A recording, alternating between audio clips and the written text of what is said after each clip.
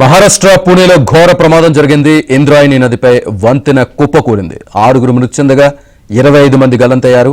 పూణేలో సహాయక చర్యలు కొనసాగుతున్నాయి.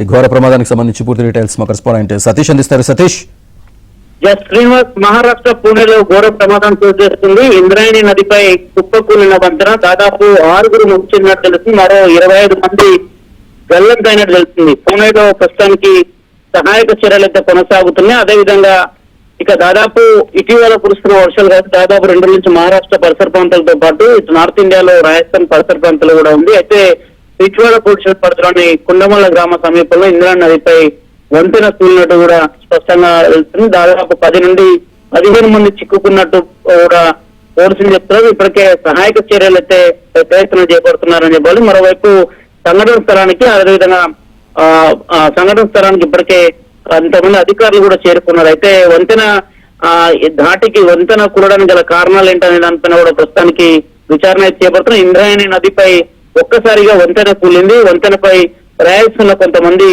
అక్కడనే వంతెన నుంచి నేరుగా గల్లంతైనట్టు కూడా తెలుస్తుంది. ఇప్పటి వరకు ఈ ప్రమాదంలో 6 చనిపోయినట్టు, 25 మంది గల్లంతైనట్టు చెప్తున్నారు. గల్లంతైన వారి కోసం సహాయక చర్యలు అయితే చేపడుతున్నారు. దీనిపైన మరి కాసేపట్లో స్పష్టత రానుంది. దాదాపు మహారాష్ట్ర ప్రభుత్వం ఇప్పటికే అప్రమత్తమైంది. దాదాపు వంతెనకు సంబంధించి పూర్ణగట్టపైన ఇప్పటికే అధికారులకు ఆదేశాలు జారీ చేశారు. ఎక్కడైతే 25 మంది గల్లంతారో వారిని సురక్షితంగా బయటకు తీసుకొచ్చేందుకు ఎన్డీఆర్ఎఫ్, ఎస్డీఆర్ఎఫ్ టీములు సైతం కూడా ప్రస్తుతం సంఘటన స్థలానికి అయితే చేరుకున్నాయి. Srinivas, right Satish, thank you.